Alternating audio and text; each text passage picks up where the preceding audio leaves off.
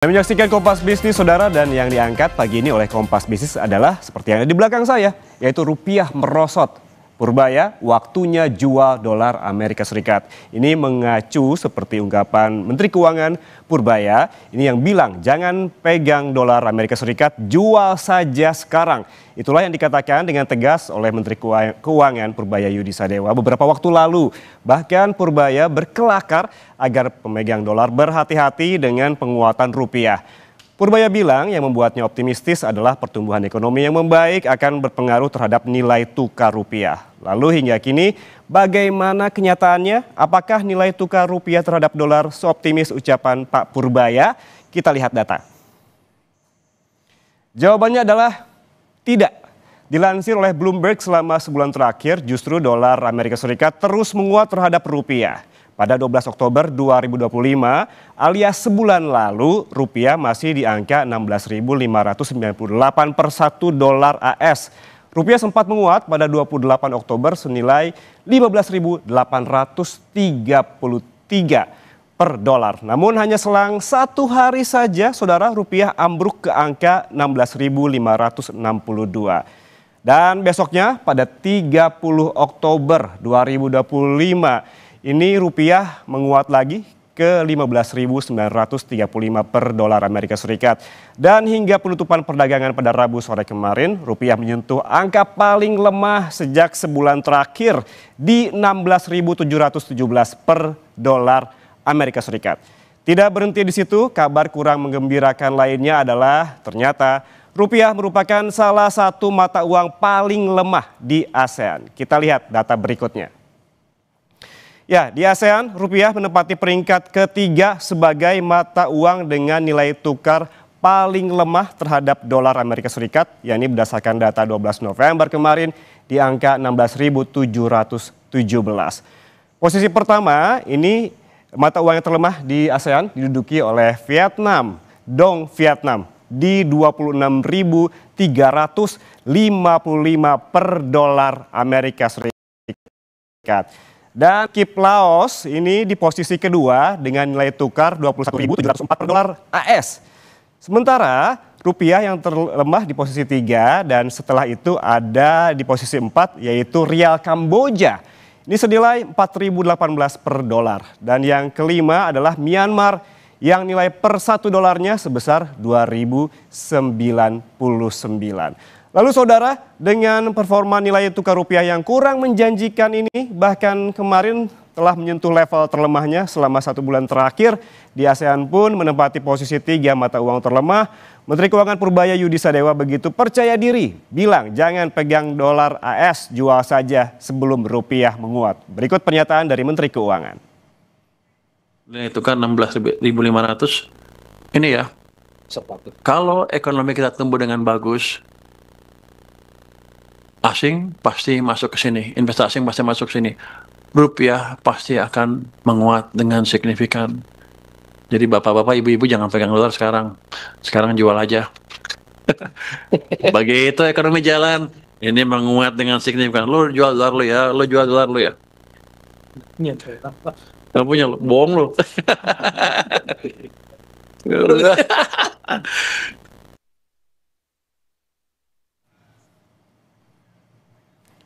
Lalu sebetulnya ada beberapa hal yang membuat dolar Amerika Serikat akhir-akhir ini perkasa dan menekan rupiah. Tentunya kebanyakan yang mempengaruhi adalah sentimen global, di antaranya yang kami rangkum adalah seperti yang tadi, ada kebijakan dari The Fed, dan juga ada pertambangan, dan juga ada penjualan, dan juga dari global lainnya, pokoknya kebijakan-kebijakan pemerintah dari Amerika Serikat yang memang betul-betul jadi sentimen, termasuk diantaranya, ya, saya akan bacakan, yaitu permintaan global terhadap dolar Amerika Serikat yang meningkat, ada shutdown pemerintahan federal Amerika Serikat, ada juga Amerika Serikat yang merilis data tenaga kerja dan pengangguran meningkat, dan terakhir ada The Fed yang ragu pangkas suku bunga. Jadi ketidakpastian di Amerika Serikat ini membuat para investor di dunia memborong dolar. Dan kita juga lihat di data selanjutnya, saudara, ada Menteri Keuangan Purbaya Yudi Sadewa yang bilang akan merevisi aturan devisa hasil ekspor alias DHE, khusus sektor sumber daya alam. Tujuannya agar lebih efektif dan berdasarkan data neraca perdagangan selama 2024, sektor terkait SDA yang wajib melaporkan DHE memiliki pangsa 62,7% dari total ekspor senilai 264,7 miliar dolar Amerika Serikat. Nih kalau kita lihat sektornya apa saja, ada pertambangan ini sebesar 102,8 miliar dolar, ada perkebunan sebesar 46,7 miliar dolar, kehutanan 10, miliar dolar, dan terakhir ada perikanan 6 miliar dolar Amerika Serikat. Tingkat kepatuhan eksportir memboyong dolar hasil ekspor ke dalam negeri, kata Bank Indonesia, sudah sampai 95%. Bahkan tingkat konversi falas ke rupiah ke sistem keuangan ini mencapai 78,2%. Lalu saudara, ada kata kunci Menteri Keuangan Purbaya yang akan merevisi DHE agar lebih efektif. Apa maksud kata lebih efektif ini? Apakah DHE belum maksimal meningkatkan cadangan devisa dan memperkuat rupiah meski kepatuhannya sudah di atas 90%? Ini yang akan kami bahas di Kompas Bisnis dan ditanyakan kepada ekonom. Selesai jeda, kami akan kembali untuk Anda. Saudara, kita bahas tren pelemahan rupiah terhadap dolar AS yang terus terjadi. Apa faktor pemicunya? Lalu mengapa rupiah masih ambruk meski devisa hasil ekspor mencapai lebih dari 90%? Kita langsung berbincang dengan dua narasumber melalui saluran Zoom. Ada Kepala Ekonom Bank Permata Joshua Pardede dan juga analis kebijakan ekonomi Apindo Ajib Hamdani. Selamat pagi Bapak-Bapak. Selamat pagi Mas Ian. Saya ke Pak Joshua terlebih dahulu.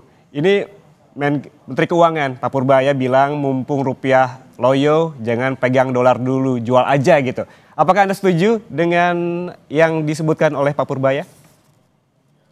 Ya tentunya kalau kita melihat dalam hal ini kebutuhan dolar, ya memang kebutuhan dolar bagi pelaku usaha itu kan biasanya akan cukup tinggi ya. Biasanya pada tiap kuartal untuk pembayaran impor dan juga biasanya utang luar negeri.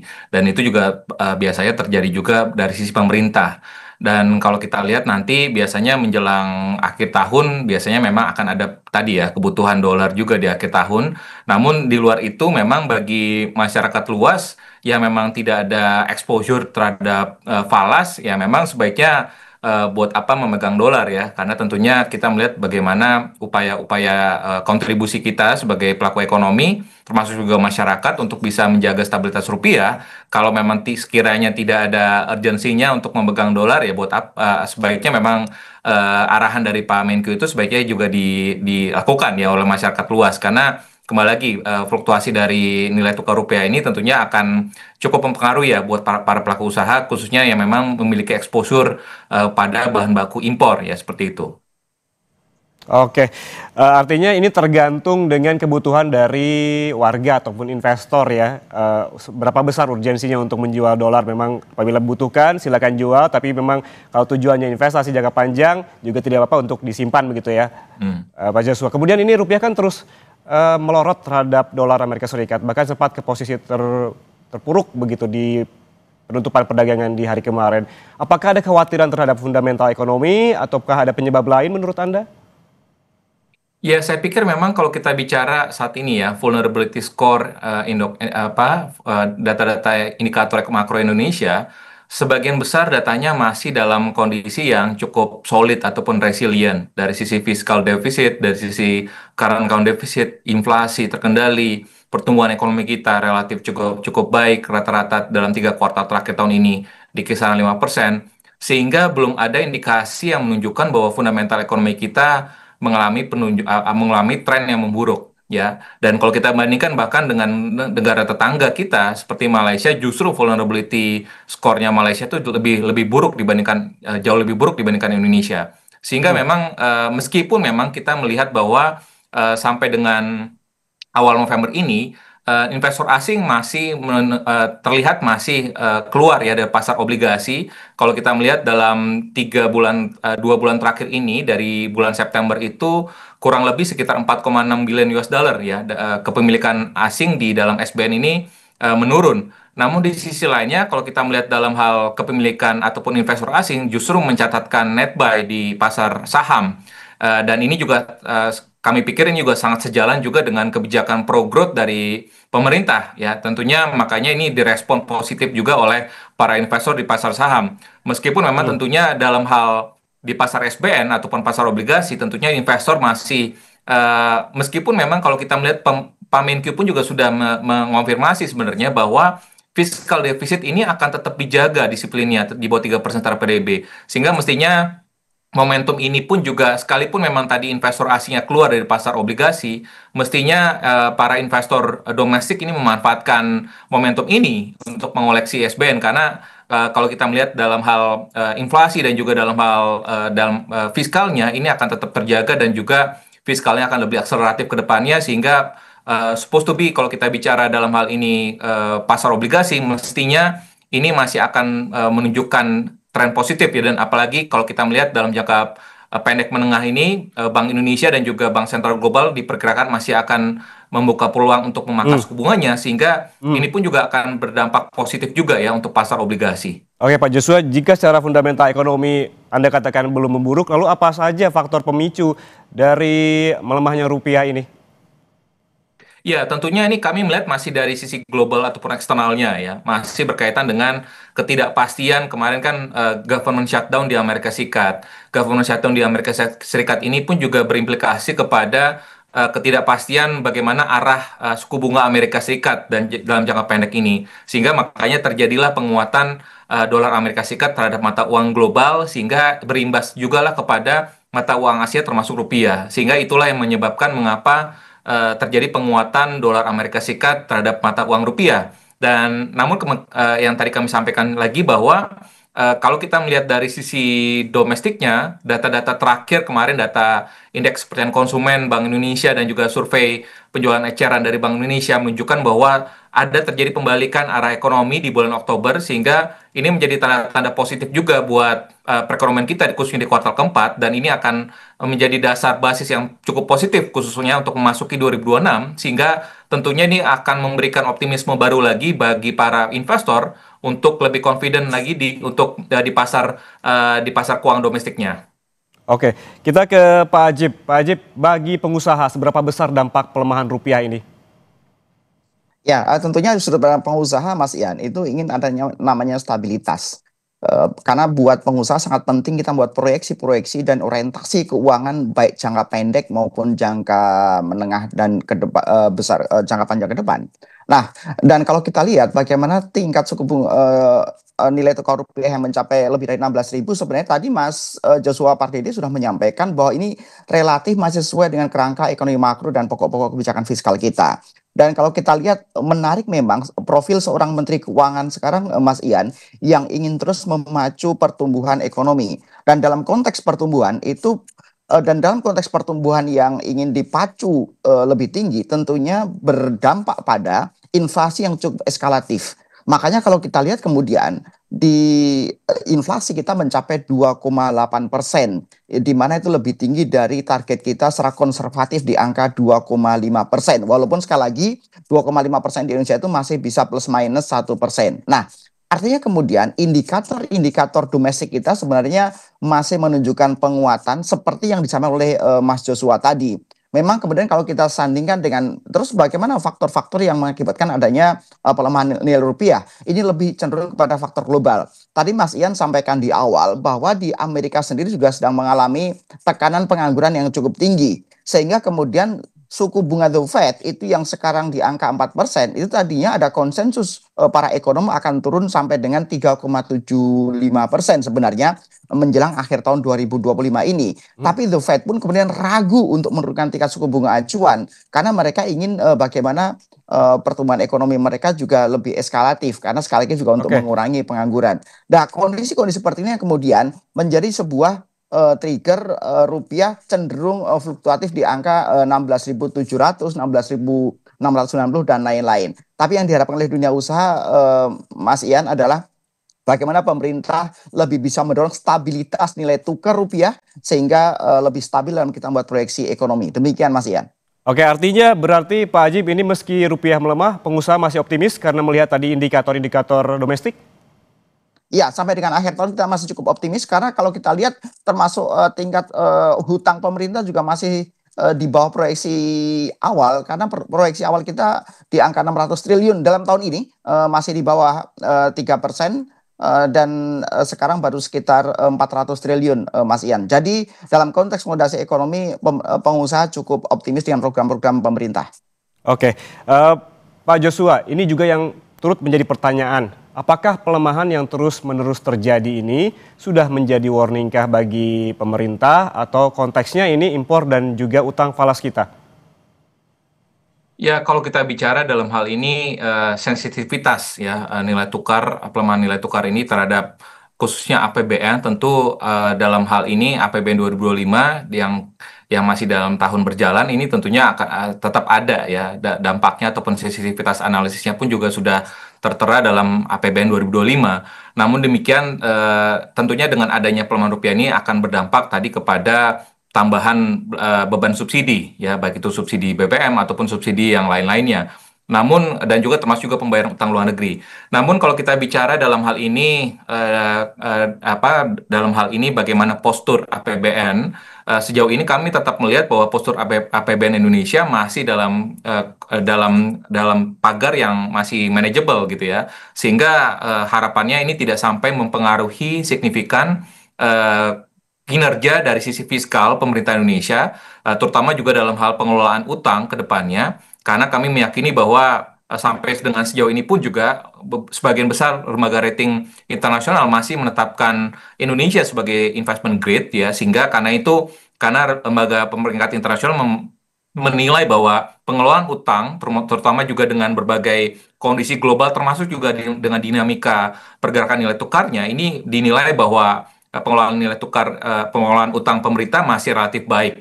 Dan di samping itu pun juga pelaku pasar pun juga tidak perlu khawatir karena Bank Indonesia selalu berada di pasar ya untuk menjaga stabilitas nilai tukar rupiah dengan triple interventionnya, lalu juga dengan open market operation yang pro market ya tentunya. Dengan langkah-langkah kebijakan inilah diharapkan dan juga kalau kita bicara dalam hal ini cadangan devisa ya cadangan devisa pun juga di data terakhir bulan Oktober kemarin ini pun juga menunjukkan tren peningkatan ya sehingga memang dan mendekati 150 billion US dollar sehingga ini cukup ample ya ataupun memadai untuk bisa meredam ataupun mengabsorb tadi dinamika yang terjadi dalam hal ini pergerakan nilai tukar rupiah dalam jangka pendek ini. Yang turut jadi sorotan sejak lama ini Pak Joshua dan juga Pak Ajib terkait dengan devisa hasil ekspor dengan kepatuhan di atas 90%. Apakah DHE ini akan direvisi oleh Menke ataupun DHE ini akan direvisi oleh Menke dan apakah DHE ini belum optimal mencegah kejatuhan rupiah? Namun jawabannya tahan dulu, sesaat jeda kami kembali tetaplah bersama kami di Kompas Bisnis. Anda masih bersama kami di Kompas Bisnis, Saudara. Devisa hasil ekspor sumber daya alam ini ada dengan kepatuhan di atas 90%. DHE ini akan direvisi oleh Menteri Keuangan. Lalu apa kata Menteri Keuangan terkait rencana ini? Berikut statement dari Menteri Keuangan. Ya, poin-poin aturan DHE SDA ini kan sedang dalam diskusi yang jelas kelihatannya akan direvisi sedikit supaya lebih efektif. Tapi yang jelas kami dari Keuangan sudah mengirimkan surat ke Menteri Sekretaris Negara untuk supaya Keuangan bisa dapat izin sebagai pemrakarsa untuk perubahan revisi DHE SDA ini. Begitu keluar aturannya kita akan diskusikan dengan cepat. Sebetulnya sudah didiskusikan dengan BI, OJK, dan LPS. Tapi nanti sebelum itu kita putuskan secara resmi belum bisa kita umumkan. Ya, kita kembali bergabung dengan sejumlah narasumber. Saya ke Pak Joshua. Tadi kita sempat membahas terkait dengan DHE ini, seperti yang disebutkan oleh Pak Purbaya tadi. Ini terkait dengan kepatuhan DHE ini di atas 90% dan kemudian juga akan direvisi. Apakah menurut Anda DHE ini belum optimal mencegah kejatuhan rupiah? Saya pikir memang kalau kita melihat dari sisi kinerja DHE, ini kita juga perlu lihat bagaimana kinerja ekspor kita ya, khususnya ekspor SDA yang mungkin agak sedikit terpengaruh juga oleh harga komoditas global yang juga dipengaruhi juga oleh kondisi global ya terkait dengan pelambatan Tiongkok dan juga perlambatan ekonomi global di tahun ini. Sehingga tentunya kalau kita bandingkan dengan puncak kinerja ekspor kita 2022 pada saat harga komoditas lagi tinggi-tingginya, tentunya ini terjadi normalisasi. Sehingga tentunya puncak ekspektasi momentum kita bisa mendapatkan DHE yang cukup optimal pada tahun 2022 itu kan juga tentunya tidak setinggi pada tahun 2022. Namun juga kalau kita melihat bagaimana sih dari sisi realisasi DHE sendiri sejauh ini saya melihat bahwa sekalipun memang tadi realisasi ataupun compliance-nya mendekati lebih dari 90%, meskipun memang tadi dari sisi rupiahnya pun juga sebenarnya penempatan DHE itu sudah cukup bagus ya untuk bisa mendorong tadi meningkatkan suplai falas dalam negeri. Ya, namun tadi di saat bersamaan kami juga melihat tadi bahwa terjadi outflow di sisi pasar keuangan khususnya pasar obligasi. Sehingga sekalipun tadi ada dari sisi DHE-nya masuk, tapi di sisi pasar keuangannya tadi khususnya di pasar obligasi terjadi outflow ya sekitar 4,6 miliar US dollar. Sehingga makanya mungkin efek dari DHE tersebut itu akhirnya tersamarkan ya karena terjadinya outflow dari pasar obligasinya itu sendiri. Namun kami tetap melihat dengan inisiatif dari Pak Menkyu untuk sekiranya memang ada mau melakukan revisi lebih lanjut lagi terkait dengan PP 8 nomor 2025 yang sebenarnya juga baru direvisi oleh pemerintah dalam ini Menko, tentunya sah-sah saja dan tentunya ini diharapkan tetap bisa memberikan dan perlu diajak juga diskusi oleh pelaku usaha khususnya para eksportir sehingga jangan sampai ini memberatkan dan juga tetap memberikan insentif ya kepada para eksportir SDA sehingga produktivitas dari kebijakan ini bisa kita tarik, bisa kita merasakan ya dampaknya kepada stabilitas nilai tukar rupiah ke depannya. Oke Pak Joshua, jika Anda tadi menyebutkan bahwa ini menambah supply, lalu mengapa cadangan devisa kita seolah-olah nggak kemana-mana? Apa yang salah? Ya, tadi nggak kami sampaikan bahwa sekalipun tadi DHE-nya masuk, tapi di sisi lain di saat bersamaan pun juga terjadi capital outflow dari sisi pasar S-bond ataupun obligasi. Dan ini tentunya kalau kita melihat terjadi mulai 3 bulan terakhir ini ya. Kalau kita bandingkan dari awal tahun itu terjadi inflow cukup besar di pasar obligasi, namun dan di saat bersamaan pun juga pasar sahamnya terjadi outflow, namun terjadi perubahan shifting ataupun minat asing saat ini cenderung berubah ya, yang tadinya dia masuk kepada obligasi sekarang mungkin sebagian masuk kepada pasar saham, tapi itu masih sebagian karena inflows yang cukup besar deras dari awal tahun di pasar obligasi ini belum sepenuhnya translate kepada inflows yang cukup besar di pasar saham gitu ya, sehingga karena tadi masih ada wait and see terkait dengan bagaimana undang-undang keuangan negara yang masuk dalam prolegnas 2026 sehingga ini masih menyisakan wait and see dari sisi investor asing apakah fiscal deficit ini masih akan tetap dijaga atau tidak. Meskipun memang Pak Menkyu sudah mengonfirmasi bahwa fiscal deficit tetap akan dijaga, tapi tentunya ini persepsi dari investor asing ini tentunya harus dikonfirmasi ataupun perlu dijelaskan kembali lagi ya oleh pemerintah agar confidence level dari investor asing ini bisa kembali pulih sehingga inflows di pasar S-bond atau pasar obligasi bisa kembali meningkat lagi sehingga efek dari DHE tadi itu tidak tersamarkan oleh keluarnya dana asing di pasar obligasi sehingga harapannya dari sisi cadef kita pun juga akan kembali meningkat lagi. Oke, Pak Ajib, apakah Anda sepakat dengan tadi yang disebutkan oleh Pak Joshua ataukah ada pendapat lain terkait dengan cadangan devisa kita yang nggak kemana-mana? Tadi disebutkan adanya capital outflow. Oke, saya akan menggarisbawahi yang disampaikan oleh Mas Joshua. Jadi begini, Mas Ian, bahwa ada beberapa sektor yang akan mempengaruhi bagaimana tingkat nilai tukar rupiah. Yang pertama adalah real sektor. Kalau real sektor berarti hubungannya nanti dengan kegiatan ekspor impor kita yang nanti dengan kebijakan-kebijakan DHE. Yang kedua adalah pasar keuangan. Karena pasar keuangan kita itu setiap hari kira-kira dari jam 7 pagi sampai dengan 5 sore itu kira-kira perputaran uang lebih dari 10 triliun setiap hari. Sehingga kemudian juga akan sangat efektif mempengaruhi nilai tukar rupiah ketika kemudian terjadi banyak outflow, capital outflow dalam bentuk valuta asing. Kemudian yang ketiga berbicara neraca keuangan. Karena memang neraca keuangan kita di tahun 2025 ini, Mas Ian, itu kita membayar hutang itu sekitar 800 triliun tahun ini yang termasuk sebagian juga falas. Oke, sekarang kita fokus ke real sektor yang terkait dengan DHE. di mana kemudian Menteri Keuangan kita lihat mengusulkan dan memberikan usulan kepada pemerintah, kepada Presiden, itu kita harus rinci dulu. Usulannya itu adalah bentuk PMK atau bentuk peraturan Presiden.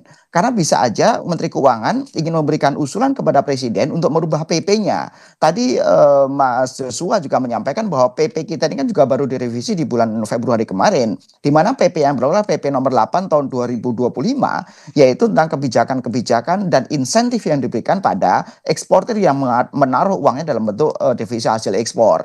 Tapi kemudian perlu kita rinci lagi, apakah Menteri Keuangan juga ingin merevisi PMK-nya? Karena di PMK itu yang menyebutkan dan mewajibkan itu harus 100% DHE harus ditempatkan dalam sistem keuangan Indonesia, kecuali untuk minyak dan gas. Kira-kira seperti itu. Nah, sehingga perlu kita exercise lebih lanjut bagaimana usulan-usulan pemerintah yang memberikan deviasi kebijakan terhadap DHE ini. Tapi dari dunia usaha melihat Mas Ian, bahwa sebenarnya DHE ini cenderung masih efektif kok. Dan ini kan juga butuh bauran kebijakan bukan hanya dari Kementerian Keuangan, tapi juga dari Bank Indonesia misalnya. Ketika misalnya DHE dijadikan back to back kolateral, itu seharusnya kita mendapatkan insentif bunga misalnya. Nah itu kan masuk ke ranah peraturan Presiden, nggak hanya cukup ranah peraturan Menteri Keuangan, karena PMK hanya mengatur kebijakan fiskal. Sedangkan kebijakan-kebijakan moneter harus diatur melalui peraturan BI ataupun peraturan pemerintah melalui Presiden. Kira-kira demikian Mas Ian. Jadi sekali lagi bauran kebijakan baik fiskal moneter ini yang dibutuhkan untuk kita memperkuat struktur nilai tukar rupiah. Itu yang diharapkan oleh dunia usaha, Mas Ian. Oke Pak Ajib, ini kan Pak Purbaya akan merevisi soal aturan DHE ini agar lebih efektif, sebutkannya agar lebih efektif. Apakah Anda melihatnya ada yang kurang efektif saat ini? Sebenarnya ini yang tadi kita sampaikan Mas Ian. Pak Purbaya ini akan merevisi PMK-nya atau memberikan usulan untuk merevisi PP-nya. Karena ini nanti domainnya akan berbeda. Kalau misalnya memberikan usulan terhadap revisi PP-nya misalnya, ya udah biar bagaimana devisa itu efektif terhadap perputaran ekspor impornya misalnya harus diberikan, kalau kemudian dunia usaha butuh uang nih sehingga perlu meminjam dalam bentuk mata uang rupiah, maka harusnya spread marginnya juga lebih kecil misalnya. Nah, kondisi ini yang akan memberikan dampak efektivitas uang yang ditaruh di menjadi bagian DHE ini untuk kemudian tetap berputar di sistem keuangan Indonesia dan membuat perputaran ekonomi ekspor impor kita juga tetap efektif. Jadi ini yang menjadi catatan-catatan Apindo, karena dari awal Apindo memberikan usulan sejak awal tahun ketika usulan DHE 100% ini akan dikeluarkan Mas Ian, agar bagaimana uang yang menjadi hasil ekspor ini efektif untuk memutar transaksi perdagangan dan mendorong real sektor untuk bisa lebih eskalatif. Ini yang menjadi concern dari Apindo, Mas Ian. Oke, kalau dari Pak Joshua seperti apa? Apa yang perlu direvisi oleh Menteri Keuangan terkait dengan DHE ini agar lebih efektif?